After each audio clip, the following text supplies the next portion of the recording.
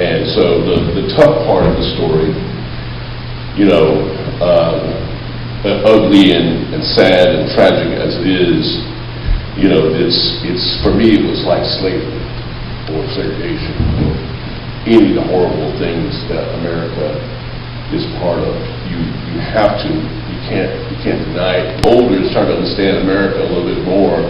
I started to understand how bad Westerns most of the time were, and so this was really kind of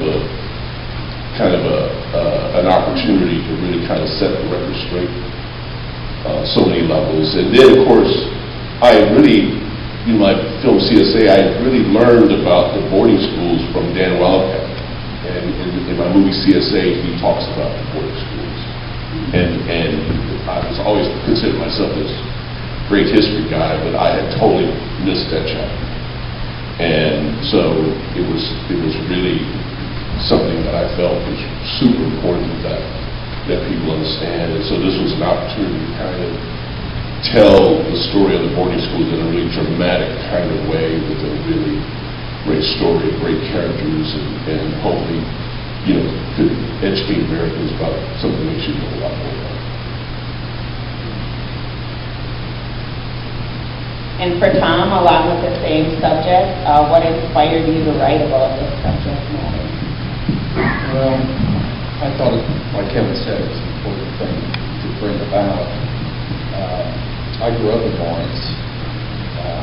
I went to Haskell, visited Haskell. I didn't go to Haskell, but I would go on the grounds, and always, I lived in Broken Arrow and Indian Hills, went to Broken Arrow School, and found that it was the Haskell grounds were, and people there were so welcoming, and they were the gym was always open, and just you could go there and play basketball any time. So growing up with Native American kids in the neighborhood and stuff, and then as I grew older, had a chance to play football for Lawrence High, and we had all our games at Haskell at that historic stadium, and that always stuck with me. And when I found out that Haskell had a tremendous football team back in the day, I thought, well, there's something there. And so I had a co-writer, John O'Neill. We wrote a script called Johnny Pigskin about that. And in researching that, I came across all these stories, books or articles and whatnot about the kids running away. And virtually every kid would run away. And I thought, I can't even imagine, you know, going or having your kid taken and then forcibly taken, and then dealing with that, and then the kids always wanting to go home. And so I thought, well, there's a story there, and so that's how the script came about. So, and Kevin said, you know, it's a Western, and it is, but it's really also a horror film when you think about it. It was Kevin's conceit about the Dracula book, which really added quite a bit to the film. But so.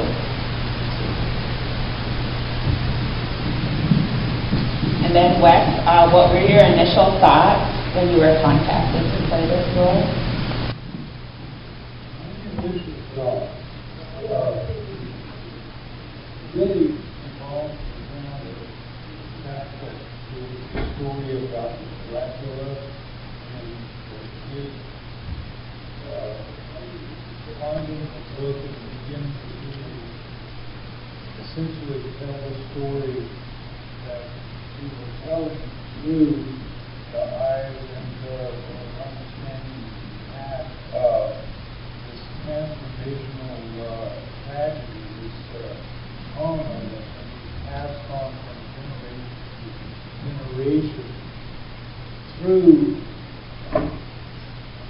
just the fact that people won't stop it, and how it relates to the idea of Dracula is what really turned me on about the whole story. I mean, I totally understood the fact about the idea of being a person who was totally wrapped up in the idea of becoming a better white man than becoming white man. My language. But, you know, that was what I saw. So many of my uncles and cousins and older guys had always said to me when I was a kid, was like, "Yeah, that's what we're going to do. That's what we need to do. This is what is the only way to get back at it," because they were the enemy. And in the larger part of my life, that's how I looked at almost everyone outside our family and tribe was absolutely as a unity. And this was just something that I thought, wow, okay, at this point in time when I was asked to do this part, I thought, hey, I can almost play out my own damn life here, you know. And so I thought, well, I think this is a story that needs to be told. I don't know if Tom really realizes how important the story he actually put together. I think he probably does, because he once told me that, yeah, what he really wanted to do with his life was that he wanted to take what he had received in his life and give back to the world and community to at least do something about as much as possible that he could. And I saw that in his eyes. I saw that he meant what he said. But so that those are just some of the reasons why I took the role. And the other thing is that I got to mess around and kind of play cool.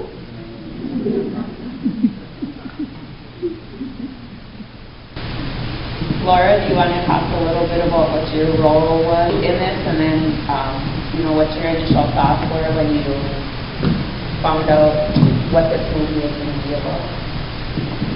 Yeah, every time I get around Kevin Willmott, it's telling an untold story. And so we've worked on a few things where I would meet someone, you're always pitching what you're working on, and they would give you that blank look. I have no idea that was part of our history. And so that's why we're here. That's why and it's not the only story that you tell in that category. For me, it was uncomfortable. And I think that was what we were talking about this afternoon, and I think that's okay that it was uncomfortable for me. But I was in that little schoolhouse with all those children saying those things, and children are children, and they were acting the film, but I felt that. And we all need to feel that.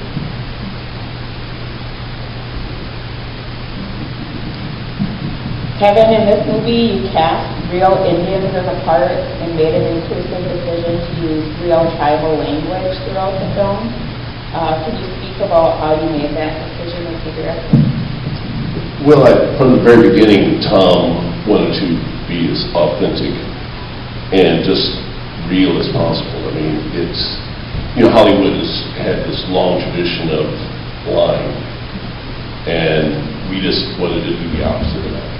We wanted to, one of the great things about making it here in the area was we didn't have to do that.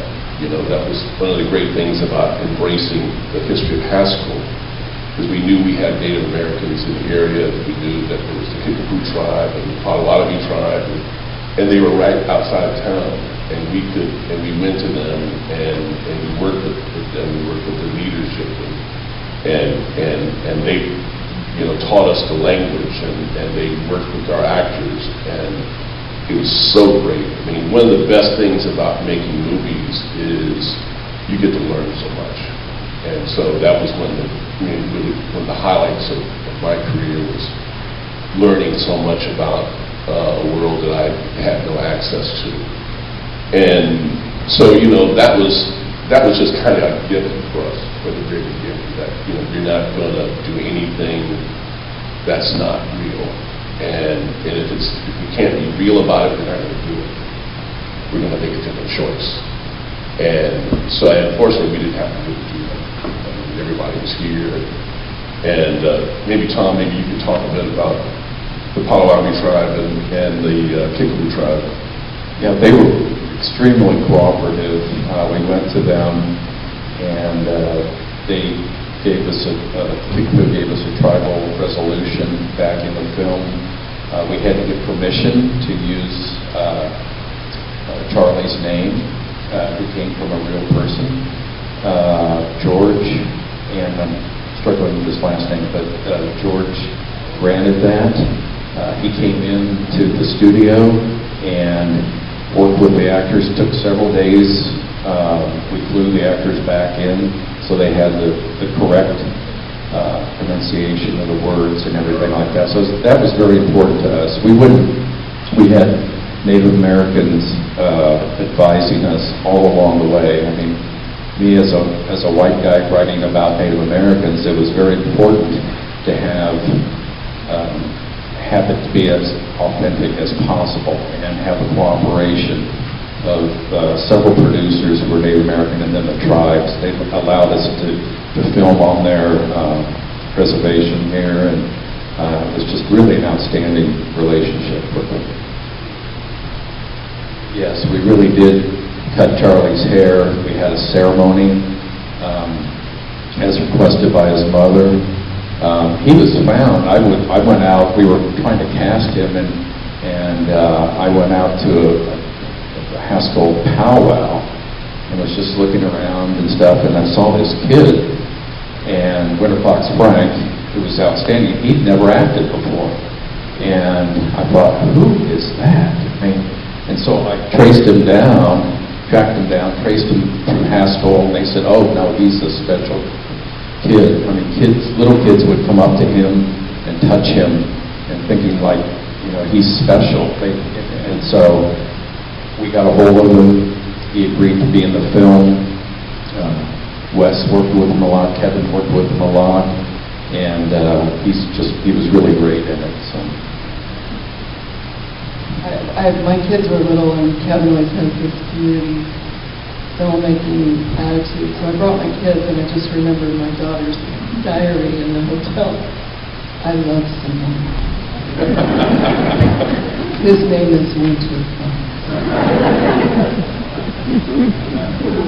Yeah, I remember, and George talked about how they changed his name. Yeah. And he talked about the experience of how they took his name from him. And that was really, really, really profound, because that's obviously what we show in the film, how he's given his name is taken from him, he's given this new name. And when he told us that story of how that happened actually with him, this was really kind of mind-blowing. But that part of it, I think, was really, really kind of grounded the film in an approach that was just necessary. And it's, again, I think it's one of the great things about making films in an area where you can take advantage of communities in the area. And you can not just take advantage of them, but have them work with you and share their history and share their knowledge, and we just benefit tremendously. And amazingly enough, I think this would have been probably one of the first, if not the first, films to deal with the one-story story. I can't say for sure that it was, but I've been involved in maybe a couple of films that addressed the issue, and one happened after by a couple of years, maybe something like that.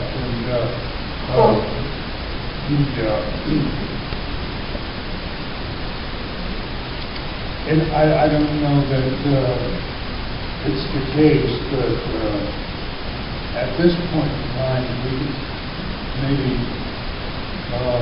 hit the last part of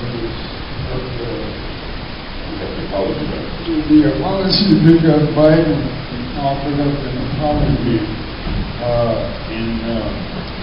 believe it was out in Palm Springs or Phoenix or someplace about this past summer. So he did apologize for the American government and for the policy of eradicating the Indians so that we can create.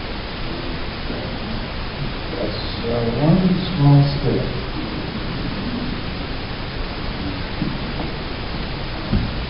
We do have a question from the audience that was submitted prior to us coming in, and this is for Wes. It says, as an actor for over 50 years, what is in your heart that you would like to work on before the end of your career? What do you mean 50 years?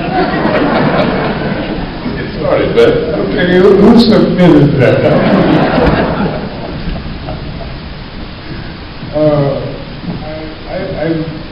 I can only say that I just want to continue to work on things that I haven't done before. I want to work roles that I haven't done before in terms of just things new.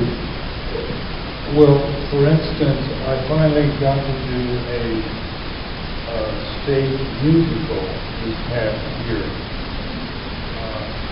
You can imagine me dancing and singing around on stage. That really happened. So I really got to do my bucket list throughout. But I simply want to continue working as a working actor. Yeah. Would you play Sam Franklin again in a series? I'm much older, Sam Franklin. Not that much older. 20 years. See, we have an Auntie Deb Howland, and now we'll have Uncle Sam. Our own Uncle Sam. This is directed at Kevin and Tom, but anybody else could chime in if you would like to expand on their thoughts. But especially for our young and aspiring writers and producers out there, how much time was spent in the research and fact-checking during the writing and directing of this film? And can you talk a little bit about that? Well, probably at least a year of research. And then I gave the script to Kevin and got his thoughts, which were significant, and the changes were significant and looked better. Like I said, the Dracula theme in the original script, he was not on a motorcycle. That was Kevin's idea, which was great. And Pinkerton wasn't part of the original script either. So all of that, because something had to be at stake. Sam had to make that decision whether he was going to go this way or that way. And all of it was brilliant, and it was fun working on the script. Once I gave it to Kevin with him, and he would say, like, well, we need something about time. We got to have something about time because Native Americans view time a certain way. It's like, okay, time, clock, you know. So it was great getting input and suggestions from him. It made all the difference. I mean, he's got an Oscar. So it's Wes. So, anyway. Yeah, I told Wes when we were working on the film, we made our movie list. I told Wes, I said, now you know, man, you know you're Pacific 40 and Native Americans. So you're going to get an Oscar one of these days. And we were joking around about it. And it's like, never in a million damn years did we ever think we both have a damn Oscar. So, but, you know, it was really great that Wes, you know, agreed to do it because, you know, I remember when, you know, I think all of us have probably seen Wes in The Last of the Mohicans, and man, he was a scary ass dude. Man, was he a scary ass dude. And you know, that in my screenwriting class, there's one of the books I would use talked about his character in it, and about him, and about how you find out kind of what's driving him. Near the end of the film, you kind of find out that his family had been killed, and that was kind of motivated his anger and stuff. And it was such a, so it was to kind of get the chance to work with him, which is kind of so great. But I think that, for me, it was also the fact that it's about identity. That the film is about, Wes's character, Sam Franklin's identity. Winnie Fox's character. They're all struggling to try to hold on to themselves or try to recapture themselves. And identity is such a huge issue in American life.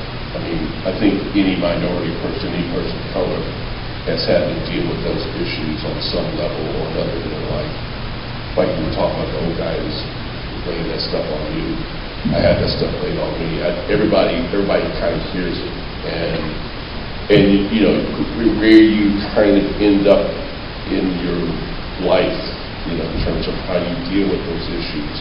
That's really the thing I love about the film, because when Sam throws the nameplate away, he's like throwing that old self away. He's like saying, I'm not that guy anymore. I'm who I really am again. And so all of that just been a great deal to me. I mean, so you try to, hopefully you make choices in movies that speak universally to a lot of folks. And that was one that we both kind of spoke, even beyond its origins within the story.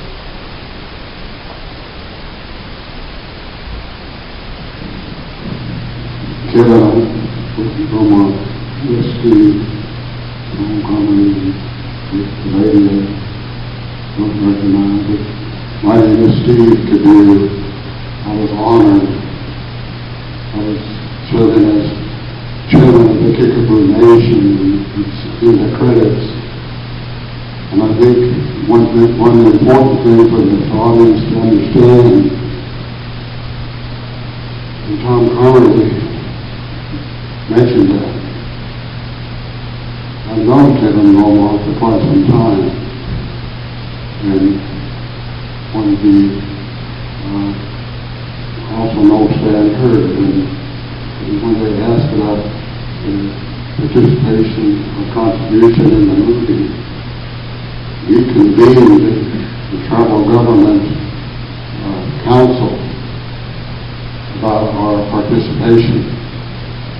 And I really would like for this audience to understand that this was the Kickapoo Nation tribal government. And you said that we have an opportunity to participate in the film. And the Kickapoo name is going to be used, Kickapoo people as extras, Kickapoo language.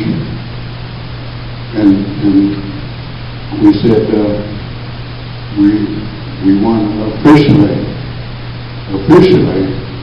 recognize that in the resolution. That's the highest form an Indian tribe can adopt to participate in something. We passed a resolution to contribute and participate in the film. One of the primary reasons we did that was for education. My family, and I'm here with my children, my grandchildren, my great-grandchildren, they're here in the audience. We have a relative in the Haskell Cemetery, resting in peace at the Haskell Cemetery, that Cadue girl, 8 years old, in the Haskell Cemetery. It's on the tombstone. Now I'm going to do a little promotion here. I'm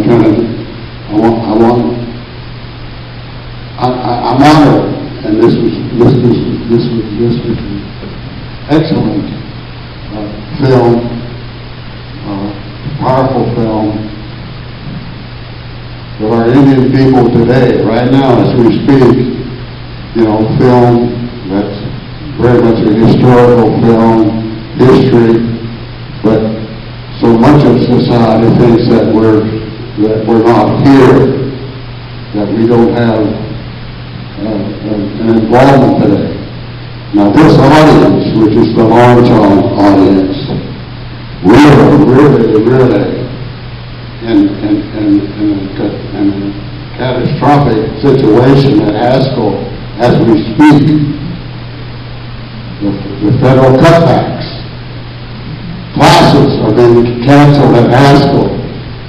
There's talk that Haskell might close because of the cutbacks, of the federal cutbacks. Violation of treaty agreements that our ancestors signed, that Indian education was supposed to be available for the United States of America in perpetuity. That's forever. Perpetuity. Now, there is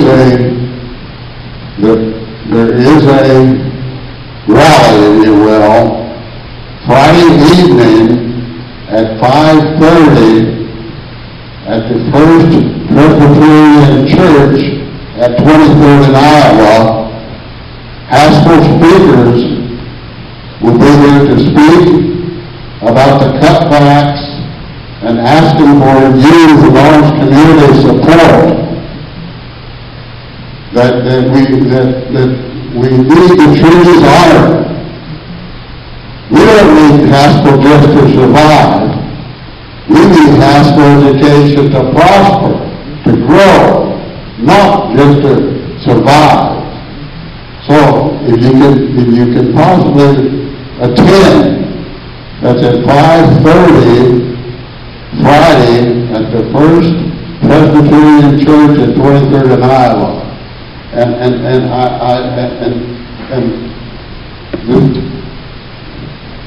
Kevin Willmott, an Oscar Award winner, Wes Studi, one of the great actors in Hollywood today.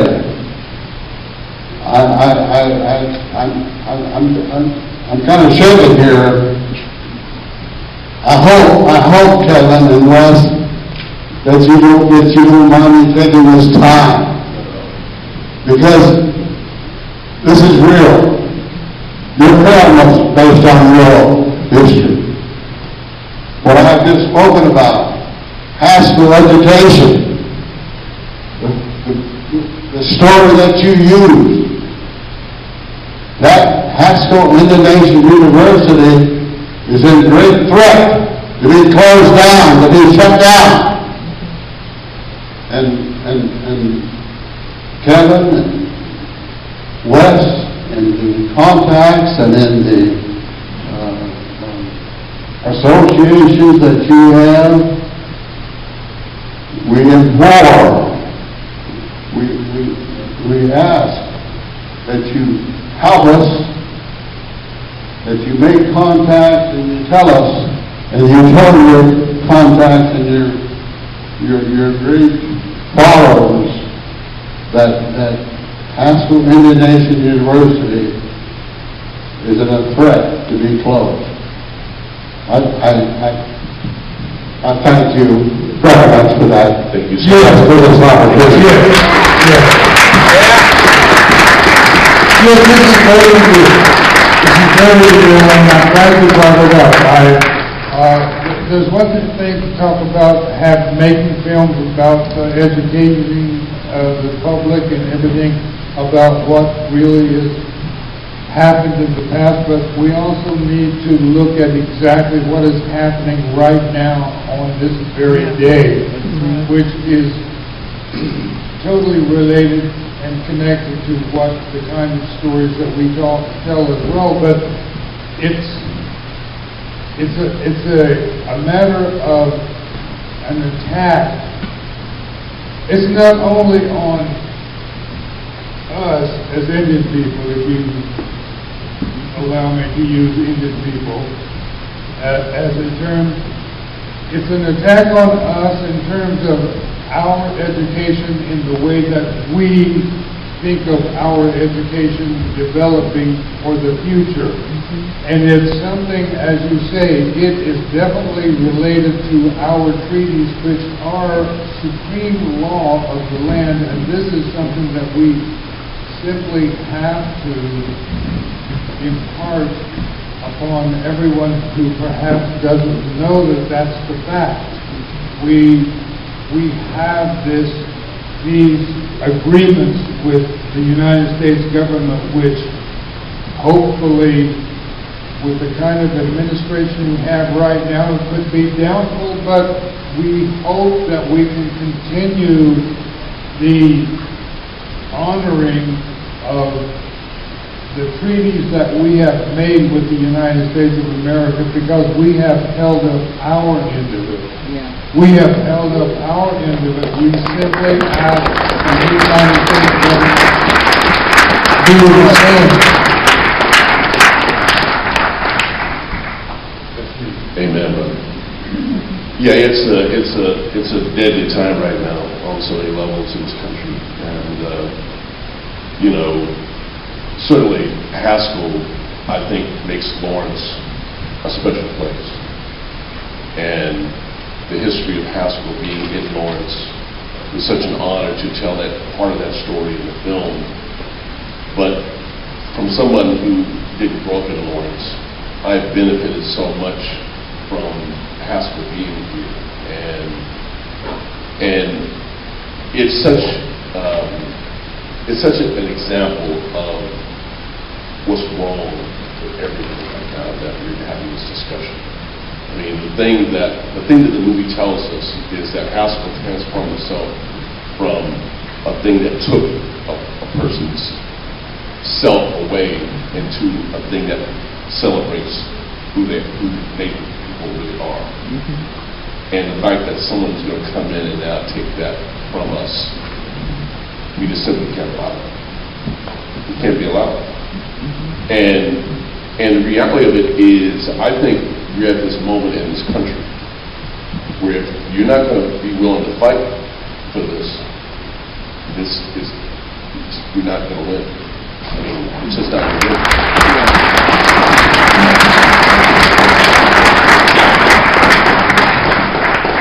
So, I won't get on my horse here because I'll be talking all night, but the reality of it is that Lawrence has a fighting history, and we need to embrace that at this moment.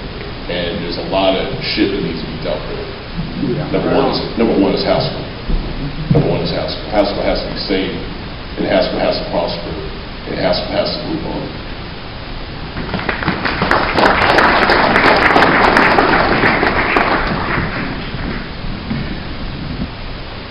I was raised to speak even if my voice shakes, so here goes. Mr. West, I grew up watching your movies and everything. I am a member of the Cherokee Nation, and my father's name is Matthew Jacob, and my Duda's name is Elkie Foods. They have left this world, but I carry them with me everywhere I go. And so, with this talk of Haskell, this is my first year. I'm a freshman in my second semester. And as Mr. Willmott said, Haskell, has a history of erasure and trying to kill our people, and I see that now on our reservations, and so we come here to Haskell, and I learned how to make a teepee on campus, and I've gone to sweat lodges, and I'm really finding who I am as a Cherokee woman, and I'm having to face now the reality that I will go back home to that concentration camp, and the Cherokee Nation, we are a flourishing and prospering people, but at the same time, it's a sad reality that we have to leave our homes and leave our people. I'm 4 hours away from home, and it is a very lonely time. And so I just asked, and I asked this often of my elders, and they don't have an answer for me, but who do we look to in these times of uncertainty? Because everywhere we go, it's go talk to this person, go talk to that person, and there's just no answers. And I am afraid, but I know that we can't come together, but at the same time, there's so much division amongst our people. And so I just,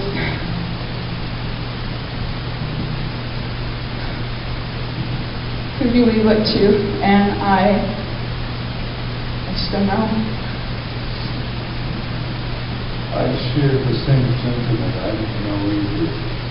But I would simply say to you, yes, we're going to have to deal with all of the divisions that we have amongst one another. But here's the thing about it is, on a larger scale, it's simply saying something like, we family members are always fighting about this or that. And it's always hard to bring people together. It's like herding cats, that kind of thing. You know, it's a matter of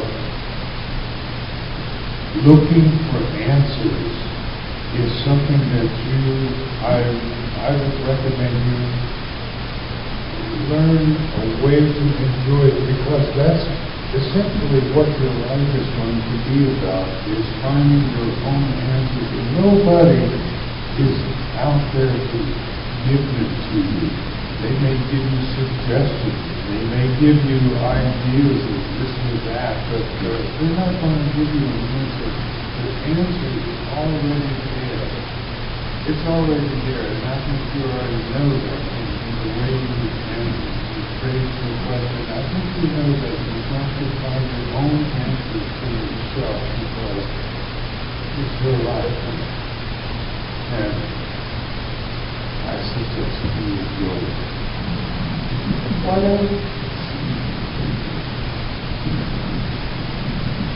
Just to speak to that really fast, I'm not by any means the elder up here, but I was lucky enough to grow up in a very traditional family, and that's the only way of life I know today.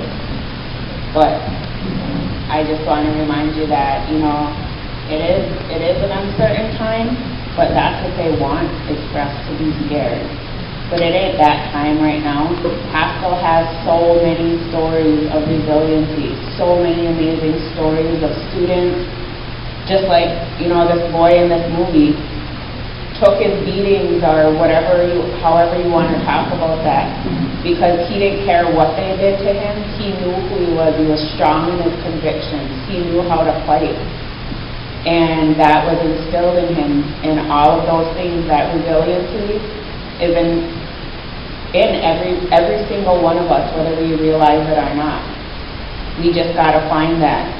And again, although Haskell does have a sad story, it has a powerful story. And so I want us to remember that. I hope that that's what this film reminded you about, was although that our history is hard, and the reality is it's going to get harder before it's going to get any better for any of us in this world. So it depends, like Mr. Willmott said, are we willing to stand up and fight? Do we know our history? Do we know what community means? And if we don't really understand those things, then, just look around you, and there's plenty of people in your community that can help you along in that way. But that's the colonized mentality, is for them to tell you everything, to tell you your answers, to tell you what you're going to do and how you think and how you should feel. Many generations of people had to grow up all throughout the United States and be resilient and fight. So that's not just our story, it's all of our stories.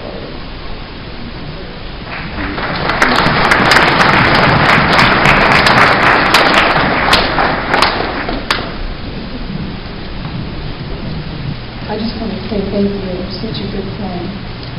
I was born on Haskell campus. I'm 70 years old. Been here a long time. Seen a lot of changes at Haskell.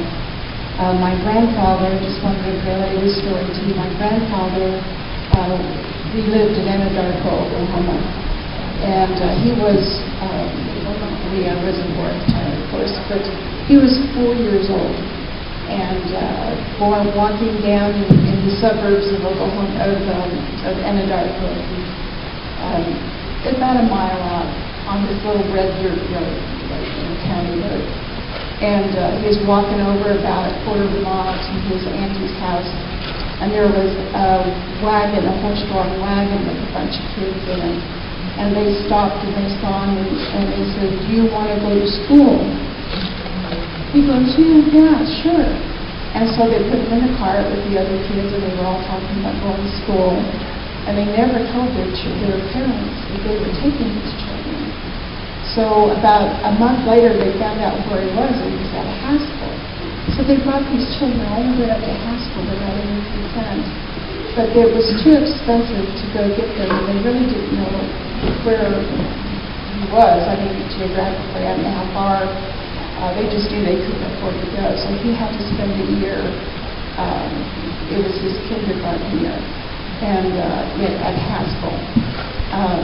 They did decide that it was good for him to get his education. He did eventually go back, and he got his degree in, I think it was an institute at the time. I think it was like in plumbing or something like that, and he got hired on at Haskell and worked there for 30 years. As a result, I was born on Haskell campus. My mother was a student. So, and he graduated from there. So I've been associated with Haskell since 1900. But yeah, I'm very proud of Haskell. I've seen a lot of changes there. I've seen a lot of changes there. The stadium is, and there's so many good things to say about Haskell. But I lived on the corner of where Connie dormitory is, and anybody knows where that is. It was just on the edge of the campus. It was staff housing, and so I believe that. But I do identify. I like the film. I thought it accurately demonstrated or kind of showed people that these kids had to go through. You know, my grandmother was too young to try to make that travel, but there were many that did, I know, and the suffering of these children that went is inexcusable. But he did survive it, and the good news on that end is that he benefited from it. So part of that is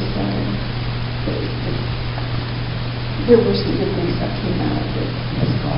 But definitely we must not forget. I am the granddaughter on my father's side, Oakland, Missouri, Georgia, Quebec, and on my mother's side, Jack Ferry, the last 34 years that before we had to settle in Oklahoma. Very honored to be a part of that history too.